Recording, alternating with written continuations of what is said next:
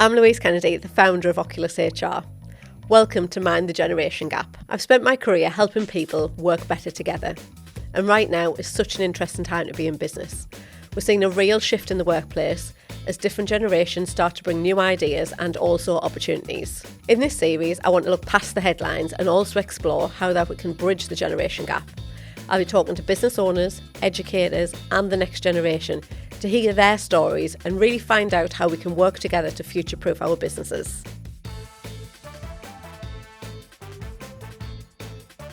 Today we've got Stephen Parker with us from Phonetic Digital, and he's going to talk about all things digital connection with Gen Z. So Stephen, would you like to just give us a little bit of an overview of who you are and what you're about? Yes, certainly. So I'm Stephen. I run a business in Sunderland called Phonetic Digital. We manage digital campaigns for people. We integrate systems, build websites, that type of stuff. We gained our B Corp certification in December 2024, which is really important to us. And yeah, there's 4 of us in the business now, based in Mackie's Corner. Which is a very cool building. We love it, yes, and it's our home. Yeah, so, that's good. So the work that you do is very much around from a digital perspective. So when we talk about Gen Z is kind of our topic of chat today. Do you want to kind of give us set the scene, so to speak, of what how that impacts upon the digital element of how Gen Z and digital elements impact together? Yeah, I mean, look, this is the first generation that's truly grown up immersed in a digital world, and not just for themselves, but they're people that they looked up to and where they learn from. So the parents and grandparents were also on devices. The first generation of the first year photos, day one of school photos, that type of stuff. So they've been the subject of digital content, and they are now creating that digital content and move through. So they see that on a day-to-day basis. That their habits are very, very different. So spend a lot of time on YouTube, consuming that video content. The same with Netflix and Snapchat and Instagram. So all these kind of emerging platforms, they spend a lot of time, 6.5 hours a day on mobile devices typically. And that's outside of like working hours. So that's kind of like recreational use. Recreational use. So, from the moment they wake up to the moment they're going to bed. And there's a lot of reports. Sometimes. There's a lot of reports about people, that's the first thing people do on a morning, is they pick their phone up and scroll, don't they? And that's pretty much what they're doing. So this consumption of content and, content being completely disposable, I suppose, is a key thing for them, and the speed of that content, the speed which it comes in and the speed which it goes out as well. So and they've also been kind of conditioned into what's called ephemeral content, so things like disappearing messages, particularly through Snapchat. So Snapchat were the kind of pioneers of that ephemeral content, where you get a message and it disappears after 24 hours. So this whole notion of something sticking around for a long, long time is something that's not particularly in their psyche, right? So what's the like when you're talking about that real fast turnover of information, like as in the Snapchat comes and goes? What's the purpose of that? I mean, I'm a person who's got messages back from like 2024 still on my phone, but not for any reason other than I've just never deleted them. So what do you think that drives when it's a quick in, quick out of messages? I think it's a connection. Okay. Right. So they're ultra connected. So give you examples. People will take photos saying I'm on my way. Okay. We used to arrange to meet outside C&A on a Saturday at 1:00 the week before. Yeah. And that's the next time you would speak to that person, So that connection now is like, they're always on. Yeah. And just sending little bits of information. So that connection and communication aspect of this generation is brilliant, but their likelihood to post publicly is less than someone who is perhaps a millennial. Right, okay. So millennials were the age where, TikTok was around in kind of 2019, really, is when it first came around, Musical.ly before that. But if you think about like Facebook and Twitter, they came around in the early 2010s. Like Instagram was only 2012. Right. So kind of the elder millennials were really like the pioneers of posting that content. And in the early days, it was really quite trite and inane content that was like, I'm spaghetti bolognese for tea tonight, or I'm going to the gym, or like, really quite rubbish content, to be fair. And then now, this generation now are very much conversing through social posts, Right. but they tend to be more direct. So through WhatsApp and through Snapchat, they're able to just converse directly with their peers without publicly posting. Right. So they might still be saying the same things. I'm on my way to the gym, or I'm having this, or whatever. But their public posting is typically far less than someone of an older generation. Because it's a different way. I'm just thinking about when you're talking about like your Facebook and your Instagram. And I'm not great on social media, but you know, you would always put something on Facebook or like on the grid on Instagram and stuff. But actually, a lot of younger people then will just put it on stories instead, isn't it? And the story, again, just 24 hours or so, it's there. Yeah. So is that just because it's a snapshot in time and they just want it to be seen by whoever, you know, and it's just because it's a different way. Like, I think I'm not going to bother putting something on my story because I want to see it. If I'm going to put it out there, I want to see it in like 6 months' time. So it's a different. Why do you think it's different? Well, it's disposable. Isn't it? You've got public stories and private stories as well. Yeah. So again, it's that kind of. Don't confuse me too much more. You know, but you know, if you think about this Gen Z, they have been the subject of all this scrutiny, right? So parents typically taking photos of their kids and putting it on Facebook. And I was guilty of that as well. You know, putting it on Instagram and that type of stuff. So that's what they've been the subject of. And you know, my kids say they'll never post a photo of their kid in a uniform in front of a tree on their first day of school, right? So well, they're losing out. But that's just the thing in it, right? So we've used social in a way that they have been the subject of that content in a lot of cases. And sometimes, you know, quite frankly, without their consent, and they're quite private people typically in terms of Gen Z. So they don't want the world to know where they are, and they don't want the world to know what they're doing, but they want a certain amount of group of people to do that. And when we had social media, it was like, you know, how quickly could you build your number of correct connections so you look good? Yeah. You know, I know people who just strive to get a 500 plus logo on LinkedIn. Right, okay. So it showed they were popular. Whereas I think now it's not necessarily about how popular you are. There's a bit of that in there, but it's about who you are popular with. Right, okay. So a far more curated social experience, if you like. So that posting private stories to somebody who you care, a real small cohort of people, I think is really important, more important than necessarily publicly posting. Okay. Or as frequently, you know, they still publicly post, of course, but the frequency is far less. And so obviously I've just been away with my two sons who are obviously Gen Z and their girlfriends, and the posts that the girls were really putting on, my two don't particularly post, but the posts the girls were putting on were of, you know, where we were, as opposed to pictures of themselves in those situations. And it's quite funny. So when I kind of came back and I wanted to do a post on Instagram, but obviously it was a post to put their things in, but I didn't tag any of them in it other than my husband because I thought, I don't know whether they wanted to be tagged in it. They all commented on it, but I didn't want to tag them in it because I didn't know whether it was right or not. Yeah. You know, but there's a difficulty, isn't it? Because it's a different way of living and working, isn't it, for them? And again, when we're away, it was very much around, you know, well, TikTok say we should go here, we should eat here, we should eat. So it drives where they go, what they do, how they see things, and what the expectation is. One of the places was, we were in New York, and one of the places was Crumble Cookie. So one of them wanted to go there, and it was like, you know, she wanted to have a picture with a cookie, and, you know, and I was like, it's a bit different. My kids have never particularly posted on it, so it's a different way of living, isn't it? It is, and it's where you get your information from. So this kind of peer-to-peer endorsement, you know. So I grew up in a world as you did, where we were told what was good. Yeah. Right? So the media outlets at the time, whether that be TV outlets, radio, or newspaper broadcast outlets, were saying, you know, this is the restaurant you need to be at. This is the restaurant you need to be seen at. Yeah. So we were told that, and we were conditioned into those things. Now we've got a world where people are conversing between each other to say, you need to be here. Yeah. You need to be doing this. And that's really effective. And it's quite intense, isn't it? So one of the places was a pizza place that had been shown, and actually it was -17 outside with a wind chill of -26, so it was freezing.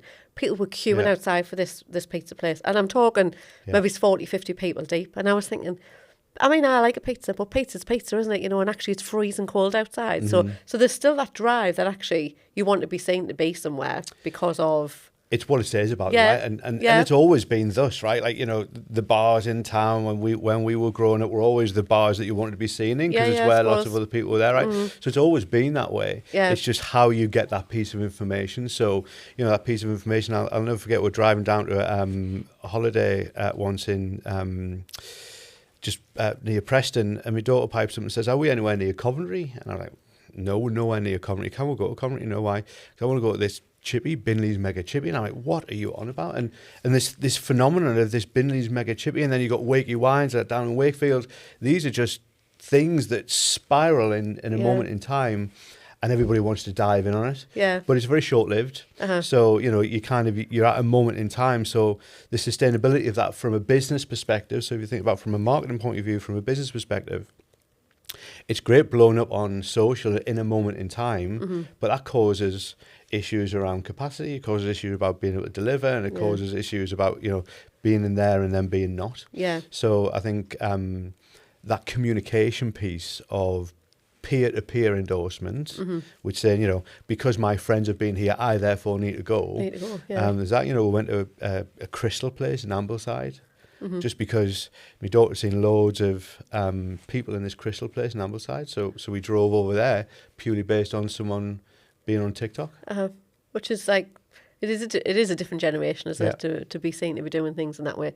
But really interesting way of doing things. And obviously the scope of influencers is a big thing now. And I know you do get older people other than Gen Z that are influencers as well. But is that where it's come from, the influencer part of it, has been this younger generation to be able to drive where people go to and what they do? Yeah, but I think the word influencer has shifted somewhat as well. An influencer historically would have been someone with millions of followers. Now, and obviously so-called micro-influencers now who might have 100, 200, 500 followers but are really engaged. Right. So if if a mega influencer says you need to use this brand, then people may or may not do it in there. But you get the local influencers, particularly in Sunderland. You look at them and they go around various food places, and that has an impact. Yeah. But they might have a following of a few thousand followers, but that is an ultra local following that are loyal and will try things based on what they say. So they respect that person's opinion. Yeah. So I think the influence of influencers is great, but not just on Gen Zs either, by the way. It's certainly older people as well. Older people. Do you think that's where it's rooted from a younger generation, like the influencer model of, or do you think it's something that's always happened to you? Said before, kind of you would have had a newspaper and would have said, oh, that's recommended as a place you would go. Yeah. So I suppose that is it, just of an older generation way of being able to do it. They used to be called critics. Right, yeah, I suppose. So, a critic used to say this is great or this is bad, whether it be a movie, whether it be a TV, whether it be a restaurant, or whether it be a bar, right? So you'd read columns in a newspaper. That's my background in the press from years ago. And you would say, this is good because I respect this person. So still, so older people will still read a column in a newspaper or a magazine and think, I respect that person's opinion. I'm going to go to that bar or that restaurant or whatever. Whereas I think now it's just transitioned into a TikTok particularly and Instagram around saying, well, therefore this person who I might not even know, right? So, or know anything about them, but I'm going to respect their opinion because that's probably better than some restaurant telling me they're really good. Yeah. So they trust that information a whole lot more. There's a different way of communicating, isn't it? Yeah. Because it's, I know we were talking before we kind of came on, it's that, it's the message that you give and actually what's the key part of it that they take in a way. They don't always want to know it's good. They want to know kind of what impact it makes upon them, isn't it? It's quite difficult. So you said before that over 6 hours worth of time being spent on platforms every day. Yeah. So what was the main platforms? Would it be Instagram, TikTok, Snapchat? Yeah, very much so. YouTube is the number one. Basically then Instagram, TikTok is coming up and rising in that age group. Things like Reddit, so you've got some outlier platforms, and particularly gamers are on Twitch a lot, which is another platform. So the proliferation of platforms and where people spend time in that younger age group, they're finding far more niche audiences. Yeah. Obviously they use Spotify a lot, so they consume 3 or 4 things at any one point in time as well. So I think that's an important part to say, which is, so typically people will be sitting, they might be talking to friends, they'll have a screen over on the left-hand side with a feed in there, and they'll be on Twitch, they'll be playing a game, they'll be talking to their friends, and they'll have like an Alexa or a Spotify running in the background. Yeah. So they're streaming 4 or 5 different feeds, and it's that information that's incoming that is basically there ability to process things cognitively. Yeah. I find astounding as well every day. Just do you think there's a point that, and there has to be a point of them being overwhelmed? Yeah, I think that's where people do reach this kind of point of, I'm receiving so much information. That's why, the length of that information. So these short, sharp stories means that they don't have to think too greatly about it. It's like in and out. So the cognitive balance, so being able to balance a quick message flying in from the right hand side versus I'm playing it over here, I'm looking up and I'm saying, yep, got it. Do you know what I mean? And that ability to almost receive information simultaneously from different places is there. And I think it can create overload, but I think their cognitive load is possibly greater in that moment to receive that information, because we fly through, you scroll through stuff. And unless you're hooked in immediately into a piece of information, you're going to just pass it by very, very quickly, because there's so much more, the infinite scroll. And I know they're talking about it in terms of the Online Safety Act now, in terms of, stopping the infinite scroll for younger people. I think that's only a good thing, because again, if that well never ever ends, and you never ever, nobody's completed Instagram. Do you know what I mean? There's always new information. There's always stuff. So that's not necessarily a healthy thing, but it's always something that keeps them going. Do you think we're talking about the short pieces of information that they receive on that? And we had a conversation about movies. Do you want to just kind of, because I think that was dead interesting what we spoke about. Yeah, so I was listening to a couple of people talking about the way that they shoot movies, and historically it used to be, you'd start a movie and at the end you'd have a big crescendo and it would be the big reveal or the big final battle or whatever that piece is, which kept you hooked in through there. Now they're having to put those bigger crescendos earlier throughout the process to keep people with it, and the way that we stream movie content particularly has changed a lot now from, typically Netflix and Disney Plus and Amazon Prime and the likes, where we can just turn it off. Yeah. And we can move on to the next one very, very quickly. So that ability to know the ending at the beginning and then the story unfolds as to how that happened is definitely a shift that I've seen happen in dramas and in movies and in the screen industry, to try and keep people in from the get-go rather than wait. And funnily enough, we were watching something, me and my wife, just a couple of nights ago on Netflix, and it was just really, really slow. It was from like 2005, and it's like, it's a bit boring, and just because that, and you look at things like intros to movies are far shorter now, intros to music. If you go back and listen to music from 25, 30, 40 years ago, the intros were much longer than they are now. Right, okay. So the intros are shortening because we need to get straight into it. Yeah. And that's obviously created probably from a generational side of things, but as you say, our age are also doing, don't they? You're kind of used to information being available quicker to be able to move through as well. But it's that whole nostalgic look back as well, isn't it? And, this whole access to information is far greater. So, there's this nostalgic look back to a time where perhaps life was a bit simpler when we grew up, where it was, you went out and you bought a CD and you listened to that CD for like weeks on end until you could afford the next CD. You'd walk into Our Price or HMV or wherever, and you'd go in and you'd spend $11.99 on a CD, and you'd keep it. Yeah. And I've still got a massive collection of CDs in the loft that never see the light of day. But now my kids are listening to music through the streaming channels. Their discovery of new music is far bigger than mine ever was. So their music taste is much broader than mine was at that age. And I'm now, through them vicariously, discovering new pieces of music that I wouldn't have listened to. That you wouldn't listen because to. my parents never listened to it. Yeah. I grew up on Dire Straits and Fleetwood Mac and the Eagles and those types of bands, who are brilliant bands. But I never grew up on heavy rock, but actually I quite like a bit of metal and a bit of heavy rock now because my son loves it. Do you know what I mean? So it's all that kind of, that discovery piece of information. But he bought his first record, my son bought his first record maybe about 8 months or so ago. Didn't realise you had to turn it over. And he's like, what, you've got to turn it over? Like physically turn it over? Yeah, you've got to literally turn it over.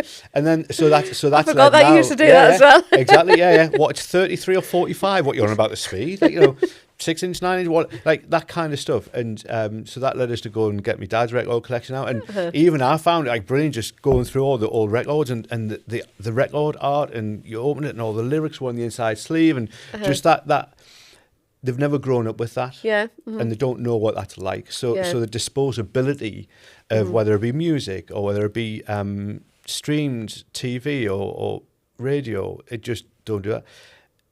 Do your kids ever listen to a song without skipping the next one? No, it's always move on. Do you know what I mean? It's like, yeah. and I'm forever saying, can we just listen to it? Can we just listen to a song?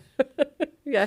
So that whole kind of that need for constant change, and if it's bored, they'll just move on. Yeah. You know, they're a relatively unforgiving group of people in that regard. Of, you know, if I'm not interested, I'll just move on. Just move on because I can. And how do you think that then takes a play in the workplace? Because obviously, you know, everything from looking at, you know, recruitment, bringing them on board, you know, from a training point of view, there's such a pathway to be able to bring people through, isn't there? And some businesses are really struggling with how to engage with Gen Z, and knowing that they need to bring people on of a certain age because it future-proofs the business, you know, that actually there's a way forward for it. What do you think all of this level of information coming to them? Because, you know, what we do see, and certainly from a HR point of view, not that we do recruitment, but, you know, when we look at CVs, people are only somewhere for 2-3 years and then they move on. Yeah. They're just, and do you think that's because of the fast pace of the way they're thinking, or do you think it's their level of expectation, or what do you think? I asked you about 5 questions there. Feel free. So I've noticed a difference even in, you know, from 8 or 9 years ago, taking on kind of a first young person and how we communicated with them versus taking a young person on or a younger person on now, in terms of how we communicate with them as well. So I know if I send someone an email, they're probably not likely to read all of that or consume it or really kind of take time and understand it along email. But if I send that person a quick Teams message with just a summary of what I'm asking, I get an instant response. Right, okay. And I know they've understood that, right? So this whole kind of, verbosity that is, you know, hi, Stephen, I hope you've had a great weekend. I had a great weekend. I was out and about at the beach and just getting in touch to say this, that, and the other. You know, all of that kind of fluff, if you like, which we would consider good manners, is not necessary, realistically, because it's just, you know, get the points. And, you know, I know that if I send certain people certain communications in a certain way, I'm more likely to get the response that I need from them, rather than me expecting I want everybody to respond how I want to communicate. So I think that ability to switch between and adapt on an individual level, which, look, it's okay for us as a small business. I appreciate as a large business it might not be always possible. But I think our ability to switch between communication methods and with clients as well, for that matter, you know, so again, I've got clients that I know I deal with. If I send someone a message on Teams, I get an instant response. And it's not that kind of, and it's time saving as well, right? Like, so I can send a message saying, "Are you free at 11 o'clock?"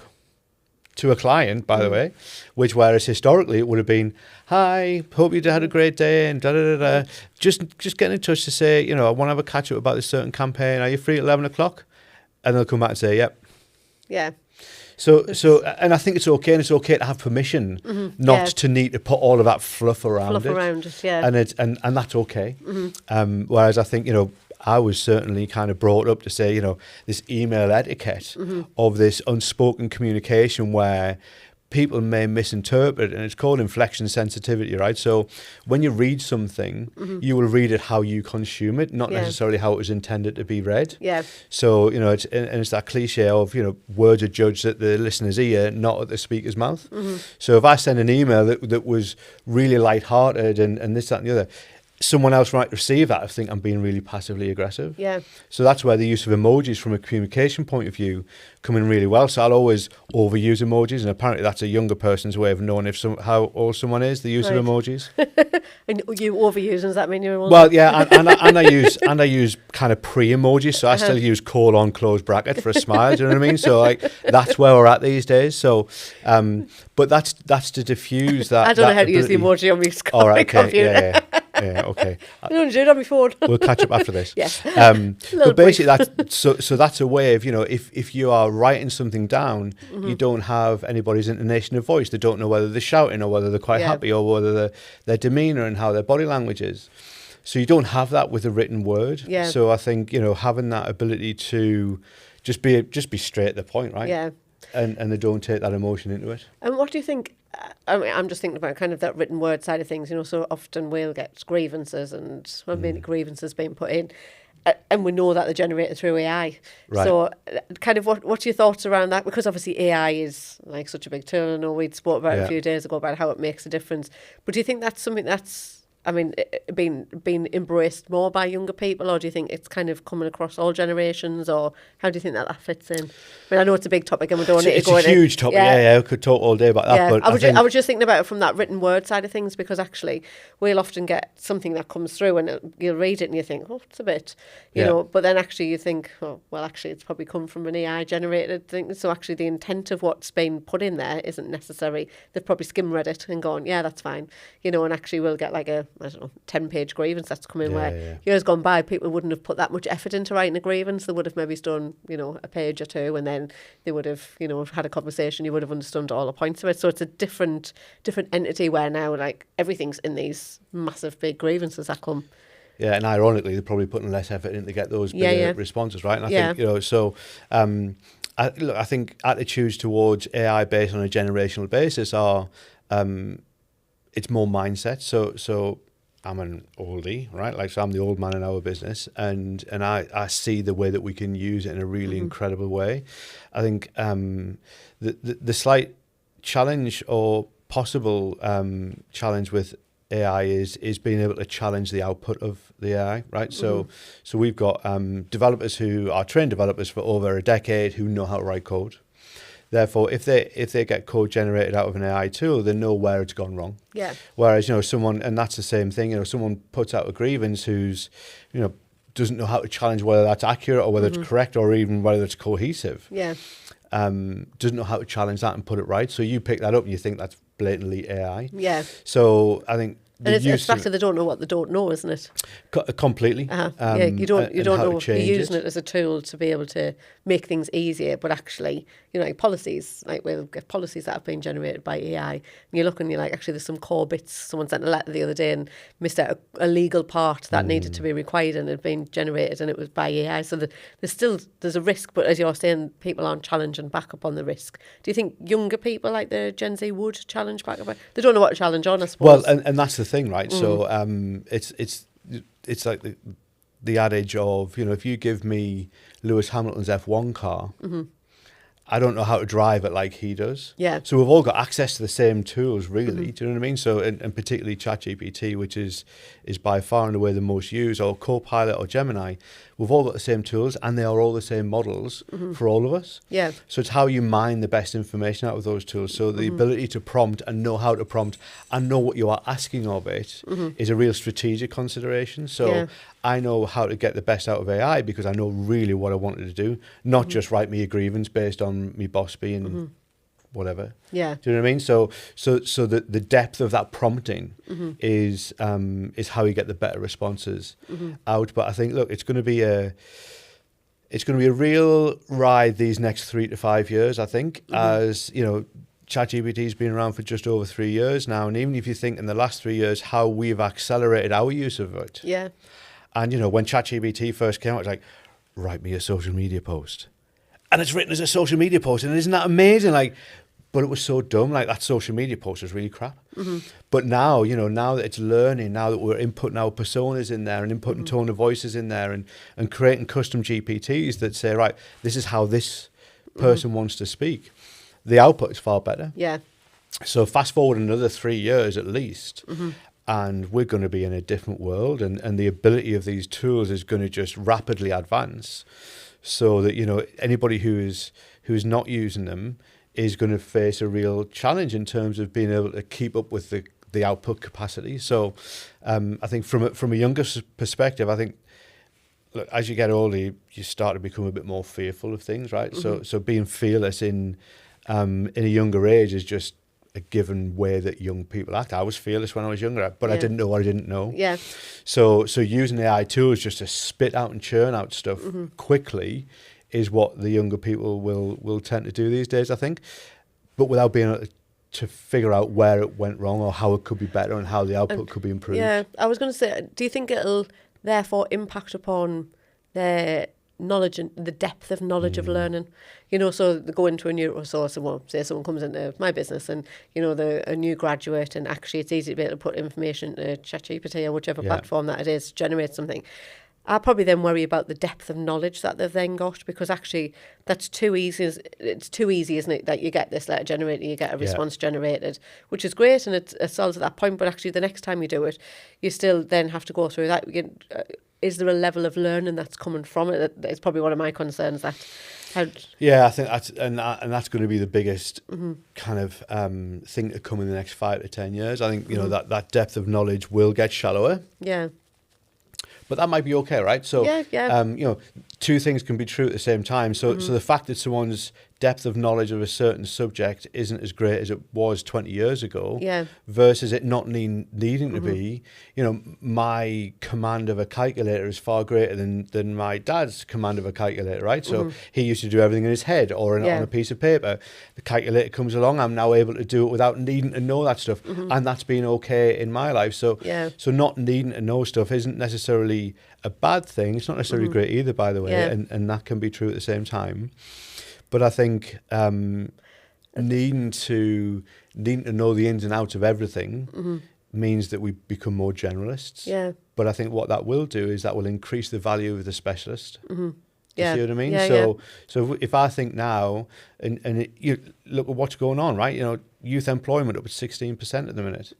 General overall unemployment, and this is not a political point, but just generally saying we're seeing that in the marketplace right now. And I genuinely believe that what will happen and what our use of AI in particular is to say we might not bring in as many juniors as perhaps we might have done 5, 7 or 10 years ago.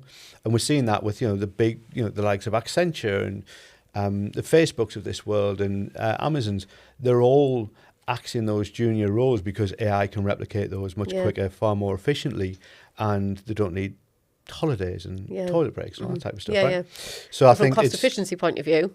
And so it's about, there's a real adjustment, and I genuinely believe, we're at a real moment in time, which is a seminal moment in time right now, where AI is going to completely revolutionize the future of work, and it already is. And those organizations that are prepared for it are going to reap the benefits, and those that are not are going to start to struggle, and that's where we're seeing mass redundancies, unfortunately. So there's a real shift, and I think that's going to put a balance on, or a challenge on rates, so our ability to charge rates, but then we might just do more work with more clients that's more efficient. So from a Gen Z point of view, bring it back to that, it's very much a case of saying, do we absolutely need Gen Z to be experts when they've got this tool here that can absolutely make them experts? And it's a difficult, right? So and it's very subjective, isn't it? But it completely is, right? So the output that I get out of AI might be better than someone who doesn't know as much as, I've spent 20 odd years in the media, right? In marketing and advertising. So I know what I'm doing in that regard. But someone who hasn't got that base knowledge and grounding might not, but then they might not need that. And who knows? I don't know. Okay. I was just thinking from a point of view of a couple of conversations I've been having with people when we talk about Gen Z is when people are going into the workplace, which this already follows on, when people are going into the workplace, they might be starting on kind of, 25 grand a year salary or something like a baseline salary. And then their need to move up is great, as in there. So I spoke to someone who was part of the NHS the other day, and she'd said she'd recruit somebody at 25 grand. Within 6 months, they wanted to go for another job. And I was like, just the next job up. And she went, oh, no. They wanted to move up to the 80 grand a year job. And they couldn't see what the differential was. And she says, I sat down, I explained, we talked about a plan, we talked about how, really there does need to be years of kind of service to be able to understand and fully get to that. And this person, this Gen Z, couldn't get that, and it did make me think that actually there's quite a few situations that are like where people do come in and then they want the next thing quicker than maybe what we would have done years gone by, isn't it? Not good, not bad, but it's different, isn't it?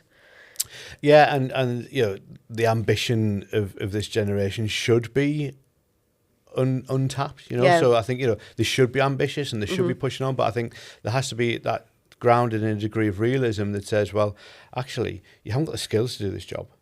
So and I think age particularly shouldn't be a barrier. Clearly it can't be a barrier because it's a protected characteristic, but equally if someone's got the knowledge and the skills to do a job, then they should be able to do it, right? But I think it's about fulfillment as well, and about realistically saying, right, here's what you are not capable of doing. Because if I put a limit on what someone's capability is based on my subjective opinion of where I think they're at, that's going to put the kind of the barriers up that says, right, you don't think I'm worthy. Yeah. Right. You don't think I can do this next job. Yeah. When I'm sitting there thinking I absolutely can. Yeah. Because that's that youthful ambition that says, of course I can do it. Of course I can do that $80,000 job. Yeah. But without knowing what they don't know. Yeah. So it's that kind of, I think, just grounding people in realism that says, are you fulfilling work? Do you have meaningful work that you do? Are you challenged in that role? Because if you move up to the next challenge, I'm going to expect more from you. Yeah. And that's about like a real positive management experience, and someone who's really managing the individuals and controlling them. Yeah. So one of the questions I want to ask, which we've been asking everybody, is what's your version of success? What does success look like to you? Version of success. What's success to you? Professionally or personally? Either both. Okay. Look, personally, it's just about being happy. And that sounds really cliche, doesn't it? But, making sure kids are okay. It's a privilege to be a dad, and I love doing that. And so that makes me personally happy. And I think it's successful that, kids are able to just function in a society where they've got so much pressure on them. Yeah. So I think, so personally, it's just success is making sure the kids are okay and that I'm a good husband, a good father, and all that sort of stuff, which sounds really cheesy and corny, I know, but that's true. Go for it, yeah. Professionally, it's broadly similar, to make sure the team are okay and make sure that we've got a business that has a conscience, a business that does really great work, and that is sustainable in a financial sense and an environmental sense. And making sure you've just got a well-regarded business. So it's not necessarily grounded in finance, but finance is an absolute part of that. We need to be profitable. Yeah. We need to be sustainably profitable to make sure that we can use that money and invest it, in some cases, back into the community and the economy, so that local ecosystem grows. So if we create opportunities within Mackie's Corner, that our team then spend money in the ecosystem in Sunderland, so all the independents and around the city as well. Everybody else benefits. So yeah, exactly. So I think success is, yes, you need to be personally financially comfortable and able to pay the bills. So we've got to pay the overhead, you've got to pay the rent and all that sort of stuff. But yeah, I think professionally, success is about making sure that, for me, Phonetic Digital and the team within there are doing well. Yeah. That is all for this episode of Mind the Generation Gap. I hope you found the conversation as valuable as I did, and it's clear when we actually take the time to listen, the gap between us doesn't feel anywhere near as wide.